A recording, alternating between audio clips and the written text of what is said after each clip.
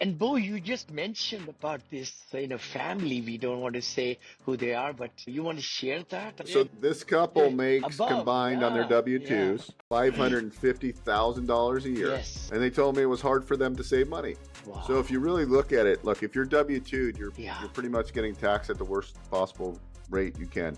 That's why I preach everybody should own some sort of small business, even if you the best way to do it early on is to keep your high paying W-2 and own different businesses and different real estate vehicles that you can use to Hmm. offset the W-2 income.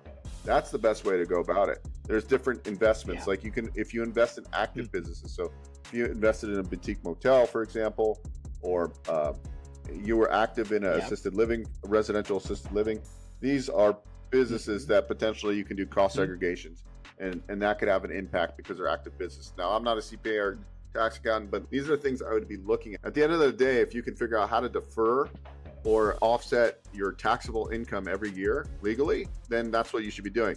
Here's this couple Hmm. that makes $550,000 a year, and it's hard for them to save money. I don't know how many people in the United States make $550,000. It's a very small percentage. So that Mm. being said, it makes sense that Yes. 30% of the people don't have more than $1,000 in their account. That's why the rich get richer and the middle class is evaporating. And so if you don't want to Yeah. evaporate, what you can do is you got to be relentless, resilient, and you got to realize that you got to do what it takes. So I had a talk with a guy that was 36 years old, and he got a job now. He's doing Hmm. fairly good. He makes, I think, about $100,000 a year, and his wife makes 80,000. They live in Chicago, and I'm like, look, you need a Hmm. plan or 10-year plan. So the time he's 10 years would be 46, 50.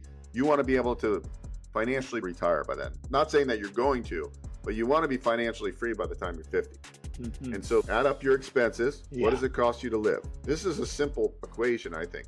What does it cost you to live? If it costs you eight, Yeah. 10, I know some people that are 23 or 30 grand a month is their, with their mortgage and everything. Yeah. Probably there's a lot people are a lot more than that. But the average American, I don't know what it is, but add up all your rent, Sure. your insurance, your money for food, classes, entertainment.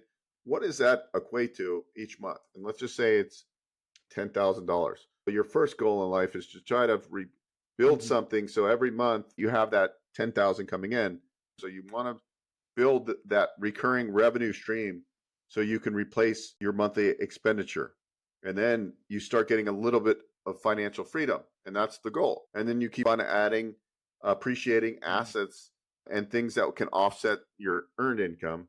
And that's how I think you're going to become financially free. And that's what we have to be relentless about doing. I wasn't relentless about being a good investor when I was younger. So I'm going to do my best Uh-huh. to first of all, I'm going to start an account for my son right now. I already did.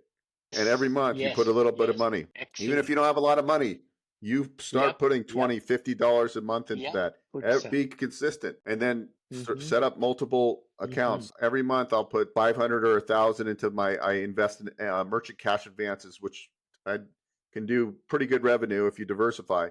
You can get kind of crazy returns, 20 or Hmm. 30%. So I'm in a syndication, but it's okay. So every merchant, like business owner that needs cash, we give them Uh-huh. advances of future earnings. It's not a loan. So we debit from their account Ah, weekly okay. and that from ACH. I see. So I see.